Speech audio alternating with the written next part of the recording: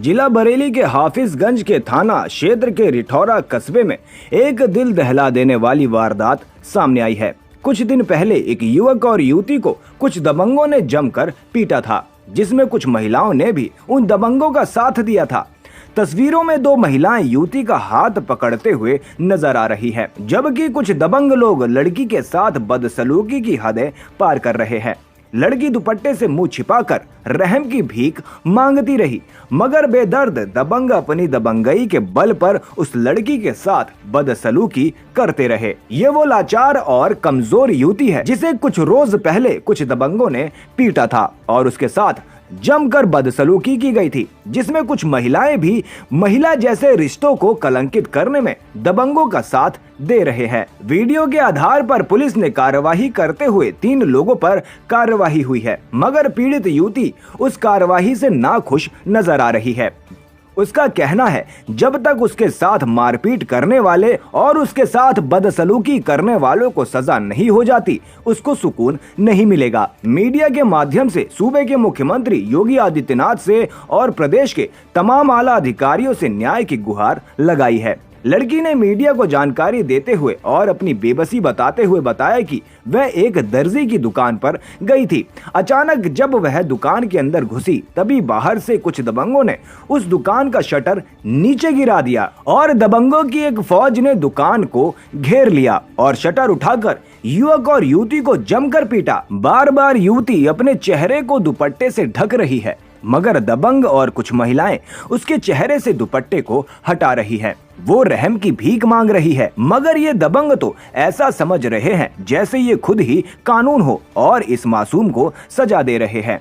सजा भी ऐसी जो इंसानियत को शर्मसार कर दे। इसकी सूचना जब पैनी नजर सामाजिक संस्था की अध्यक्षा एडवोकेट सुनीता गंगवार को हुई तो वह पीड़ित युवती के परिवार से मिलने उनके घर पहुंचे। अध्यक्षा के पहुंचते ही युवती फबक कर रो पड़ी और अपना सारा दर्द एडवोकेट सुनीता गंगवार को सुनाया। जब पूरा दर्द एडवोकेट सुनीता गंगवार ने सुना तो वो भी भावुक हो उठे और उनकी आंखों से आंसू छलक पड़े।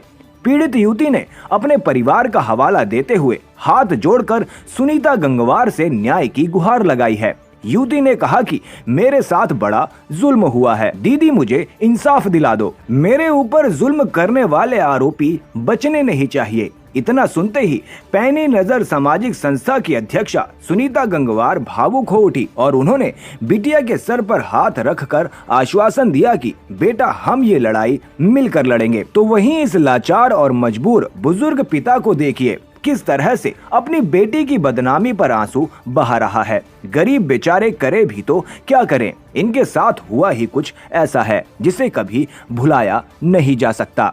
जो इज्जत परिवार की गई है वो वापस नहीं आ सकती। रोता हुआ बाप अधिकारी और सूबे के मुख्यमंत्री योगी आदित्यनाथ से इंसाफ की गुहार लगा रहा है। इस बुजुर्ग बाप को यकीन भी नहीं था कि इनके साथ इतनी बड़ी घटना हो सकती है। घर में खुशी भरा माहौल अचानक कुछ दबंग गम में तब्दील कर देंगे, ऐसा इस बुजुर्ग पिता ने कभी सोचा नहीं था।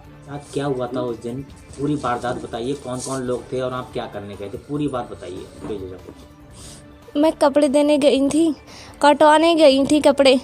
तो वहाँ पर मैं जब कपड़े देने के लिए गई थी तो मैं वहाँ खड़ी हो गई। मैंने कहा भैया कपड़े काट देना। तो वो भैया बोले कि हाँ हम कपड़े काटेंगे, तुम खड़े अभी रुक जाओ, हम इतना कपड़े काट लें फिर हम तुम्हारे कपड़े काटेंगे। तो वहाँ से कुछ लड़के आए थे, उन लोगों ने मुझे ज़बरदस्ती शटर में बंद कर दिया। फिर बाद में शटर खोला, जब लोगों को इकट्ठा कर दिया, फिर बाद में शटर खोला, फिर दुपट्टा खींचने लगे और फिर मुझे मारा पीटा बेल्टों से। जो भैया बंद थे उन भैया को, जो मास्टर थे उनको भी मारा पीटा खूब। और फिर मेरा दुपट्टा, जितने भी इस वीडियो में देख चुके हो आप लोग और आपने सबने देखा होगा कि वीडियो में सब लोग मुझे मार रहे हैं, किस तरीके से मेरे बाल पकड़ के मार रहे हैं और थप्पड़ मार रहे हैं। और मैं उन लोगों से यही कह रही हूँ कि ऐसा कुछ नहीं हुआ है हमारे बीच में, और फिर भी वो लोग हमारी सुन नहीं रहे हैं। आपकी एक नहीं सुनी किसी ने? नहीं, हमारी एक नहीं सुनी उन लोगों ने। अच्छा बेटा ये बताइए, जिस तरीके से आप हमारे माननीय मुख्यमंत्री जी को क्या संदेश देंगे अपने, जो आपके साथ आग हुई है, जो आपके साथ घटना हुई है, मुख्यमंत्री जी से क्या कहेंगे आप? मैं मुख्यमंत्री से ये कहना चाहती हूँ कि मुझे इंसाफ मिलना चाहिए। जो लड़के वीडियो में दिखाई दे रहे हैं, जितने भी वीडियो में दिखाई दे रहे हैं, उन सबको सज़ा मिलना चाहिए, क्योंकि जब मैंने ऐसा कुछ नहीं करा तो मुझे ये सब उन लड़कों को। रोइए मत, आप आराम से बताइए बेटा, रोइए मत, थोड़ा मत बताइए। उन सबको सज़ा मिलना चाहिए। मैं ये चाहती हूँ कि सबको सज़ा मिले। मैं पैनी नज़र सामाजिक संस्था के प्रदेश अध्यक्ष एडवोकेट सुनीता गंगवार, जो अभी 3-4 दिन पहले एक वीडियो लड़की के साथ में जो वैश्याना हरकत हुई थी, उसका वीडियो वायरल हुआ था। उस वीडियो को देखकर मैं यहाँ पर उस पीड़ित बच्ची से उसका हालचाल पूछने आई हुई हूँ। तो बेटा आप ये बताओ, ये किस तारीख की घटना थी? ये 30 तारीख की घटना थी। 30 तारीख की? हाँ। अच्छा, क्या हुआ था? आप क्या करने का वहाँ गई थी? मैं कपड़े लेके गई थी कटवाने के लिए टेलर से। तो मैं वहाँ खड़ी थी। तो वहाँ से लड़के आए थे, उन लड़कों ने मुझे ज़बरदस्ती शटर में गिराया, मतलब बंद कर दिया। शटर में बंद कर दिया? आप हाँ। दुकान के अंदर थी? हाँ। तो वहाँ और कौन था दुकान में? वो टेलर था। हाँ। बंद, उसको भी बंद कर दिया। और कोई था? नहीं, और कोई नहीं था। आप थी और बस टेलर था? हाँ। ठीक। फिर शटर खोला उन लोगों ने, फिर मारना पीटना शुरू कर दिया उन लोगों ने, और बहुत मारा, मुझे मारा, उस टेलर को भी मारा बहुत। अच्छा, तो वो जिन्होंने शटर बंद किया है उन्हें आप पहचानती हैं? हाँ पहचानती हूँ, पर मैं उन लोगों के नाम नहीं जानती। अच्छा, नाम नहीं जानती हैं? हाँ। और जो लोग मार रहे थे उन्हें आप जानती नहीं? जो लोग मार रहे? हाँ। मैं शक्ल से पहचान लूँगी, पर वैसे नहीं, नाम वैसे मैं नहीं जानती जानती। हाँ। अच्छा, तो मारने वाले लगभग आपकी नज़र में कितने लोग थे वहाँ पर? वहाँ पर जितने आप लोगों को तो दिखता ही होगा उस वीडियो में, सारे थे, सभी ने मारा था मुझे। सभी ने मारा था? हाँ, सभी ने मारा। कोई मेरा दुपट्टा खींच रहा है, तो कोई बाल पकड़ रहा है, तो कोई थप्पड़ मार रहा है। अच्छा अच्छा, उसमें जो है एक वीडियो में महिला भी दिखाई दे रही है, क्या वो महिला भी आपको मार रही थी? जी हाँ, उस महिला ने मेरा हाथ पकड़ के अंदर के लिए खींच रही थी। अच्छा। उसने तो मेरा इतना कस के हाथ पकड़ा रखा, उसने भी बहुत मुझे मारा पीटा।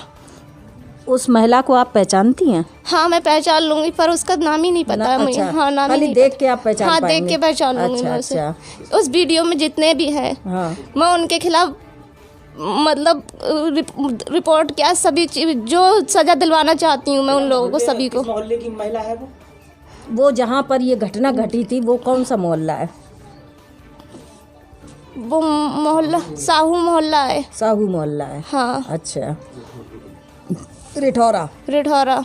अच्छा, और वो जो मारने वाले लोग थे, क्या वहीं के रहने वाले थे या कहीं और दूर से आए हुए मालूम पड़ रहे थे? नहीं, वही मोहल्ले के भी थे, और लड़के जो थे पता नहीं, वो शायद कहीं और के भी होंगे, मुझे पता नहीं। फिलहाल उस मोहल्ले ही के लग रहे थे, जब क्योंकि इतनी जल्दी तो कोई आ नहीं सकता है। मोहल्ले ही के होंगे। और लड़कों ने फ़ोन करके भी बुलाया, जो लड़के जेल में हैं इस वक्त, उन लड़कों ने फ़ोन करके भी बुलाया उन लड़कों को कि आओ, इन लोगों की हम वीडियो बना के और वायर करेंगे। अच्छा, कितने लड़के होंगे सारे मारने पीटने वाले? भीड़ तो बहुत सारी लग रही है। भीड़ सारी बहुत लग रही है, पर जब मेरी चक्री कट गई तो मैं क्या गिन पाती कितने लोग हैं वहाँ पर। ये कितने बजे की घटना है? कितना टाइम क्या रहा होगा? ऐसे 1 बजे का या 1:30 बजे का टाइम होगा। अच्छा। हाँ। 1 से 1:30 के बीच का समय? जी। अच्छा। तहरीर किस किस के नाम में दिया है? तहरीर अजय, मनु और नहीं, आपने जो आपकी तरफ से पुलिस को फिर आपने संपर्क किया होगा, पुलिस में तहरीर, पुलिस में गई आप? नहीं, पुलिस के पास नहीं गई। उस घर पे मेरी ऐसी हालत थी नहीं जो मैं पुलिस के पास जाती। कोई घर से गया था? नहीं, जब मैं घर पे आई थी तो मेरे पापा भी नहीं थे, बाहर गए हुए थे, भैया भी नहीं थे, मेरी बहनें थीं और भाभी थी। वहाँ से घर कैसे आई? अपने आप पैदल आई? हाँ, मैं पैदल आई थी। कैसे आपको इन्होंने छोड़ा, मार के फिर कह दिया कि जाओ? हाँ, मार के इन लोगों ने, और फिर वो जो एक आदमी था अनजान, तो उसने बोला इसको छोड़ दो, क्यों बच्ची को मार रहे हो? तो उसने छोड़ दिया। तब छोड़ा? तब छोड़ा। मैं आपसे जानना चाहूंगा, जिस तरीके से सरकार एक मुहिम चला रही है, बार बार लिखती है कि बेटी पढ़ाओ, बेटी बचाओ, बेटी बचाओ, बेटी पढ़ाओ, क्या लग रहा है आपको इस चीज को देखकर? ये नजरिए से आप देखते हैं इसको? ये बेटी पढ़ाओ बेटी बचाओ और मिशन शक्ति, ये असली मिशन शक्ति, ये आप ये जो वायरल वीडियो है इसे देख सकते हैं। यही हो रहा है आज बेटियों के साथ में, और ये कोई पहली घटना नहीं है। यहाँ पर जैसा कि यहाँ स्थानीय लोगों ने बताया है, ये चौथी घटना है, इससे पहले भी ये घटनाएं घट चुकी हैं। और इस तरह से ये गुंडागर्दी जो है ये नौजवान वर्ग कर रहा है, और पुलिस उनके खिलाफ कोई भी कड़ी कार्यवाही नहीं करती है। पुलिस की निष्क्रियता और पुलिस के सही जो है भूमिका न होने के कारण ये घटनाएं घट रही हैं। मैं ऐसी घटनाओं की एक महिला होने के नाते भी और एक संस्था की अध्यक्ष होने के नाते भी घोर इसकी निंदा करती हूँ। और मैं ये कहना चाहती हूँ कि आपका ये सरकार का माननीय मुख्यमंत्री जी से कहना चाहती हूँ कि आपका ये जो मिशन शक्ति है, आपने जो भी सोच के बनाया है कि महिलाओं की सुरक्षा को देखते हुए महिलाओं के सशक्तिकरण के लिए बनाया है, लेकिन मुख्यमंत्री जी ये मिशन शक्ति आपका धरातल पर कहीं नहीं है, और धरातल पर ये इसकी उलट तस्वीर है। तो मैं माननीय मुख्यमंत्री जी से कहना चाहती हूँ कि आप अपने प्रशासन और इन सरकारी महकमे में झांक कर देखिए कि क्या चल रहा है, आपके प्रशासन पुलिस प्रशासन क्या कर रहा है, आपको इस पर भी गौर करना चाहिए। और दूसरी चीज़ है कि जो भी घटना घटती है, एक बच्ची के साथ, एक बेटी के साथ ऐसी घटना घटने के बाद उसको वायरल किया जाता है, और उस वायरल के आधार पर कई अखबार इस तरह से उस घटना को लिख रहे हैं कि अश्लील हरकत करते पाया गया है। तो उन अखबारों से मैं कहना चाहती हूँ, अगर आपके पास सबूत है इस अश्लील घटना का तो आप उस अश्लीलता को भी उजागर करिए, और अगर नहीं है तो आप ऐसे अखबारों पर भी मैं मुख्यमंत्री जी से ये निवेदन करना चाहती हूँ कि ऐसे अखबारों पर कड़ी कार्रवाई करें। जो एक बेटी के साथ जो अत्याचार हुआ, दूसरा अत्याचार ऐसे अखबारों ने किया है, जो इस तरह से उसके लिख कर उसको और ज़्यादा पूरी समस्त नारी जाति को अपमानित किया है उन्होंने। तो मैं संस्था के नाते मैं इस बच्ची को न्याय दिलाना चाहती हूँ, और यही न्याय है कि उस वीडियो में जितने भी लोग दिखाई दे रहे हैं मारने वाले, केवल 3 लोगों के ऊपर क्यों ये FIR दर्ज हुई है, और उसमें क्या पुलिस प्रशासन को सिर्फ 3 लोग दिखाई दे रहे हैं। मेरा ये सवाल है पुलिस प्रशासन से, जितने भी लोग इसमें दिखाई दे, मुकदमे हुए हैं ये भी थोड़ा मुझे जहाँ तक जानकारी अभी मिल पाई है कि इसमें 323 और एक हल्की फुल्की छेड़छाड़ की धारा लगी है। क्या कोई जो कानून का जानने वाला है वो ये बताए कि इस वीडियो को देखकर ये 323 का केस है। 323 एक मामूली धारा होती है जिसमें थोड़ी बहुत मारपीट और चोट-फोट की लिए धारा होती है। एक बच्ची के ऊपर इतने सारे लड़के टूट पड़े हैं उसे मारने के लिए, उसके शरीर को कोई हाथ खींच रहा है, कोई दुपट्टा खींच रहा है, कोई कहीं टच कर रहा है, उसके ऊपर 323 धारा काम करती है। मैं ये पूछना चाहती हूँ पुलिस प्रशासन से कि ये 323 का मुकदमा है। क्या लग रहा है, बचाने की कोशिश की जा रही है? बिल्कुल, अपराधियों को बचाने की पुलिस पूरी कोशिश कर रही है। क्या लग रहा है, कोई राजनीतिक स्टंट चल रहा है इसमें कोई? अब इस बारे में मैं नहीं कह सकती हूँ कि इसके पीछे कोई राजनीतिक स्टंट है, लेकिन पुलिस प्रशासन के ऊपर बड़ा सवाल खड़ा होता है कि इतने सारे लोगों के बाद भी पुलिस को केवल उसमें 3 आदमी दोषी दिखाई देते हैं, वो भी इतनी हल्की धारा के दोषी दिखाई देते हैं। ये कहना चाहती हूँ कि जैसा कि ये वीडियो के आधार पर अखबारों ने लिखा है कि प्रेमी प्रेमिका पाए गए उस दुकान के अंदर, किस आधार पर इन्होंने प्रेमी प्रेमिका उन्हें लिखा है, जबकि ये बच्ची स्वयं बता रही है कि वो एक सिलाई का काम करती है, वो लड़का टेलर है, उससे कपड़ा कटवाने गई थी। तो प्रेमी प्रेमिका का नाम कैसे लिख दिया, किसके कहने पर लिख दिया? क्या बच्ची का उन्होंने बयान सुना था? बच्ची से उन्होंने पूछा था कि ये तुम्हारा प्रेमी है? कितनी ये तस्वीर का एक रुख दिखाया जाता है, लेकिन अखबारों का ये एक मीडिया का कर्तव्य बनता है कि तस्वीर का दूसरा रुख भी उन्हें देखना चाहिए, उसके बाद जो है शब्दों का चयन करना चाहिए। ये बच्ची अभी इसकी शादी भी नहीं है, पूरा जीवन इसके सामने पड़ा है, पूरा भविष्य इसके सामने पड़ा है। इस तरीके से अखबारों में लिख कर कि प्रेमी युगल पाए गए, प्रेमी प्रेमिका रंगरेलियां मना रहे थे, ऐसे शब्दों का, वाहियात शब्दों का इस्तेमाल करके क्या आप एक बच्ची के साथ एक और अत्याचार नहीं कर रहे हैं?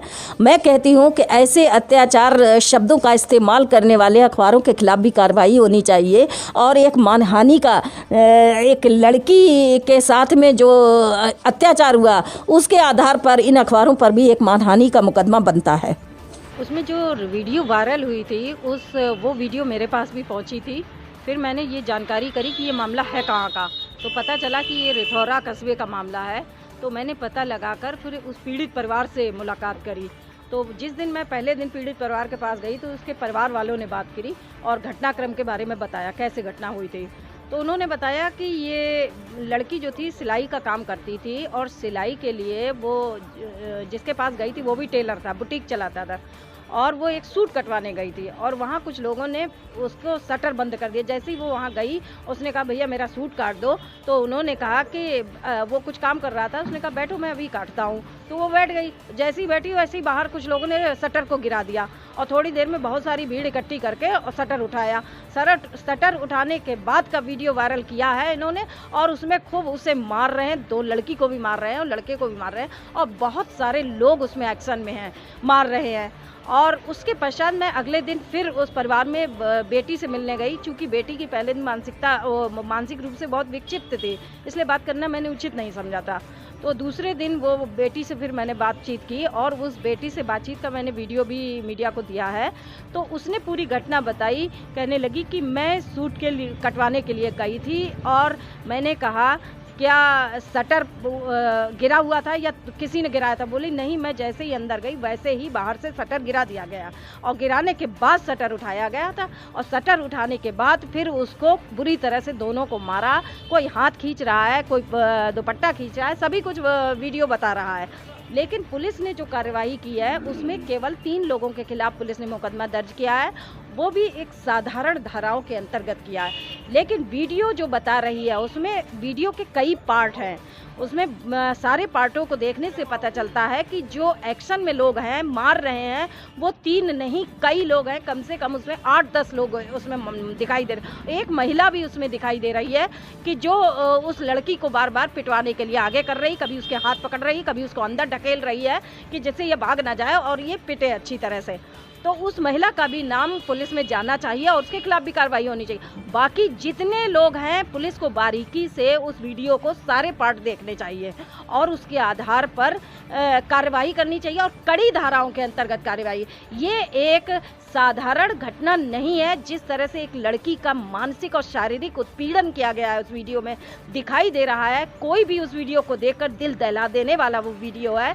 अगर इस तरह की घटनाओं पर ऐसे दबंगों को साधारण धाराओं में कार्रवाई की जाएगी तो वो तो कल फिर एक घटना करेंगे। यानी उन्होंने जब ये घटना करके वो खुद वीडियो वायरल कर सकते हैं तो ये सोचिए कि उनके अंदर कानून का कोई डर नहीं है। उन्हें ये पता है कि मेरा पुलिस मेरा कुछ नहीं बिगाड़ लेगी और हम पुलिस से बच जाएंगे, कानून से बच जाएंगे।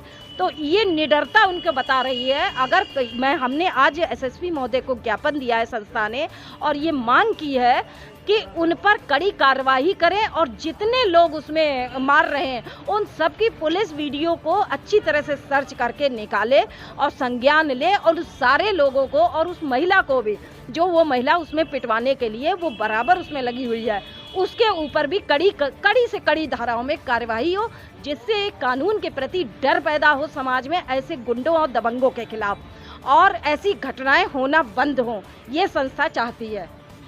क्या समाजसेवी सुनीता ने प्रेस कॉन्फ्रेंस की है, उसमें जानना चाह रहे थे कि सर इसमें क्या डेवलपमेंट है? चौकी रिठौरा थाना हाफिजगंज के संदर्भ में पिछले कुछ दिनों में एक वीडियो वायरल हुआ था जिसमें एक लड़का और लड़की को कुछ लोग पीट रहे थे। इस संदर्भ में पीड़िता की भाई की तरफ से थाना हाफिजगंज में 354 तथा अन्य आईपीसी की सम्यक धाराओं में मुकदमा पंजीकृत किया गया था, जिसमें 3 लोगों को गिरफ्तार कर लिया गया है। 4 लोग नामजद थे।